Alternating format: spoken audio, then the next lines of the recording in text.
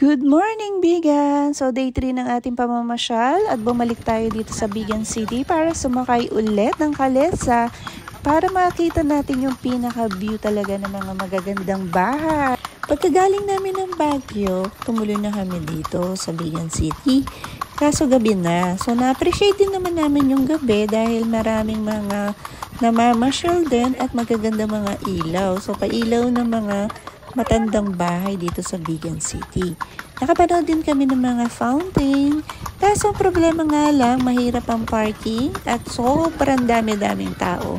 Kaya bumalik kami ngayong umaga para makita naman namin at makapagpa-picture din ng mas maganda at maliwanag. So kayo, advice ko lang, bumalik kayo dito ng mas maaga. 6 AM kami pumunta dyan. Kaya tignan ninyo, walang masyadong mga tao at ang ganda ng view. Kapag sumakay kayo ng kalesa, ang bayad nga pala ay 200 pesos. Huwag kayong matakot, masarap sumakay at safe na safe naman. Pakiramdam ko nga para akong bumalik sa nakaraan. Sa tanda ko na to, naku, ngayon lang ulit ako nakasakay ng kalesa. Kaya kung ako sa inyo, once na nagpunta kayo ng Bigan, huwag kalimutang sumakay talaga dito sa kalesa na to. Mahaba na yung kwento, so tara na at samahan niyo ako sa paglibot dito sa Bigan City.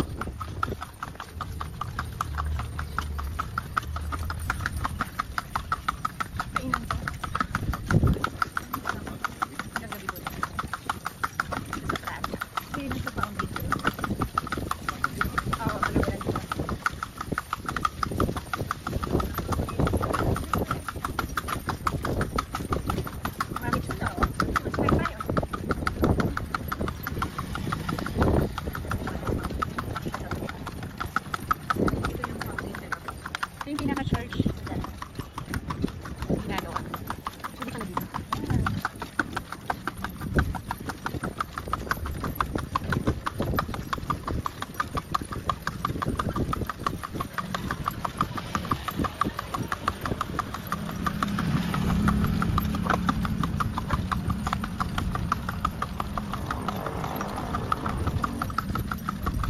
Mas appreciate mo ngayon, Mark.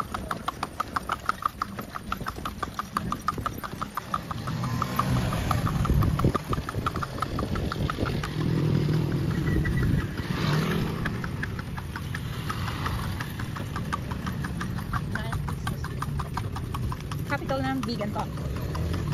Ayun siya. Capital ng Bigan, City Hall.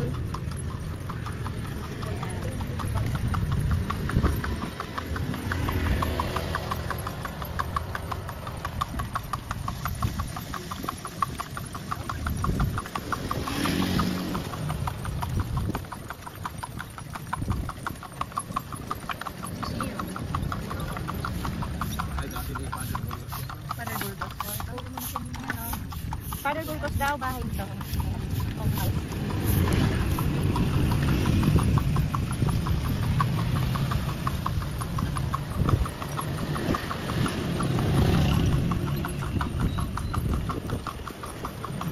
Yung 7-Eleven.